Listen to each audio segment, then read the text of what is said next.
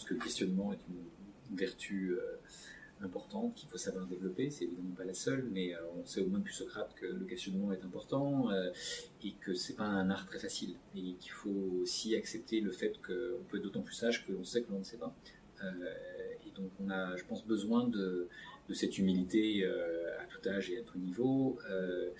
Mais je pense qu'un enseignant peut aussi se questionner sur tout un tas de choses, y compris sur ce que c'est qu'enseigner aujourd'hui, sur pourquoi est-ce qu'il enseigne, sur comment est-ce qu'il enseigne, sur est-ce qu'il pourrait faire différemment, sur y a-t-il d'autres manières de faire, qu'est-ce qu'il peut apprendre à son tour, est-ce qu'un enseignant est un apprenant, de mon point de vue oui, est-ce qu'il peut creuser certains sujets, et si oui, où est-ce qu'il y a des incitations pour qu'il le fasse, ou est-ce que ça doit être sur son temps personnel, est-ce que ça doit être, est-ce qu'il peut le faire seul, est-ce qu'il peut le faire dans un collectif, est-ce qu'il peut être accompagné dans ce questionnement et cette volonté de faire progresser ses élèves, parce qu'en moyenne, je pense que la plupart des enseignants souhaitent faire progresser leurs élèves, évidemment, et tous leurs élèves, sachant qu'on a des publics toujours plus différents et que ces différences, il faut savoir les accompagner individuellement et collectivement, sachant que les enseignants sont généralement d'anciens bons élèves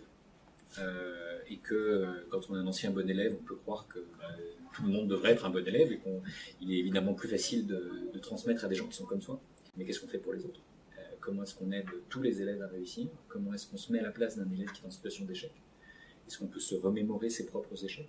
Chacun a eu ses moments d'égarement ou de difficulté face à tel ou tel sujet, et comme nul n'est parfait, est-ce que si on est capable d'accepter ses propres imperfections, qu'on a la bienveillance vis-à-vis de soi-même pour s'accepter avec ses imperfections, est-ce qu'on peut avoir l'exigence de progresser et est-ce qu'on peut donc avoir cette bienveillance, cette exigence vis-à-vis de soi, mais aussi vis-à-vis de ses élèves?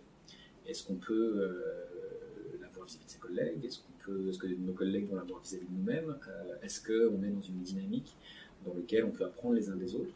Puisque si nul n'est parfait et qu'on est tous différents, peut-être qu'on peut apprendre des autres, y compris de ses propres élèves. Donc il y a énormément de manières d'apprendre, et je pense qu'un bon enseignant est d'abord un bon apprenant. La seule chose qui soit à peu près sûre, c'est que le monde de demain ne ressemblera pas à celui d'hier, et que donc on ne peut pas se contenter des schémas d'hier et de les imposer pour penser ceux de demain. Donc il faut probablement faciliter ce questionnement, cette créativité, cette capacité à l'esprit critique, mais une critique constructive, cette capacité à penser coopérative, cette capacité à se dire que face à l'inconnu, il faut essayer de se préparer en évitant d'être dans un monde figé et dans une pensée figée, mais dans une pensée ouverte, une pensée créatrice, une pensée qui s'appuie sur un questionnement et qui accepte le questionnement des autres. L'enseignant peut d'autant mieux accompagner l'élève qu'il se les pose lui-même. Et ces questions de sens, ces questions de où on est et où on va, de qui on est et qu'est-ce qu'on souhaite pour l'avenir, je pense qu'il faut savoir se les poser. Et je pense que la plupart des enseignants, en tant qu'être humain, se les posent à un moment donné ou à un autre, mais en tant qu'enseignant, ils doivent se le poser un peu différemment parce qu'ils doivent avoir un niveau de maturité sur ces questions qui est suffisant pour être capable d'accompagner d'autres. Ce qui est sûr, c'est que leur formation initiale ne les a pas forcément amenés à se poser beaucoup ces questions. Donc il faut éventuellement penser un développement personnel, un développement professionnel, une capacité où individuellement et collectivement on est capable de se poser ces questions. On a besoin de s'interroger sur quelle formation on offre à ces enseignants. Est-ce que c'est des formations qui correspondent à leurs besoins ou est-ce que c'est celles qu'on leur impose? Parce que tout en haut, on a décidé qu'il fallait qu'ils se mettent au garde à vous et qu'ils apprennent la dernière circulaire. Donc il y a vraiment des questions à se poser à multiples niveaux. Je pense que vous êtes en plus dans une région frontalière, une ouverture internationale ne peut qu'aider, parce que quand on découvre un autre pays, une autre manière de faire, y compris une autre manière d'apprendre, d'enseigner, on peut s'interroger. On a intérêt par exemple à inviter les enseignants à voyager. Il y a beaucoup de voyages scolaires organisés, mais on pourrait faire un rapport d'étonnement.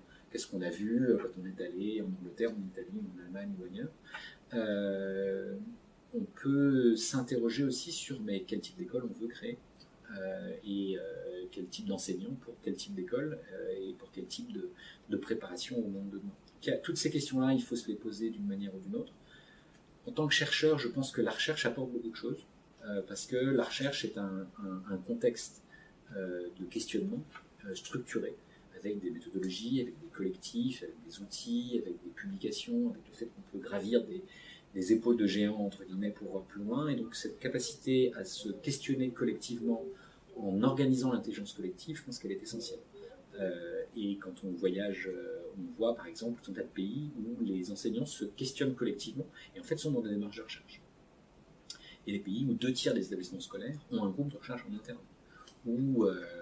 Et c'est intéressant 2/3, parce que c'est pas 100%, ce qui veut dire que c'est pas quelque chose qui vient d'en haut et qui serait obligatoire ou on se conformerait parce qu'il faut le faire.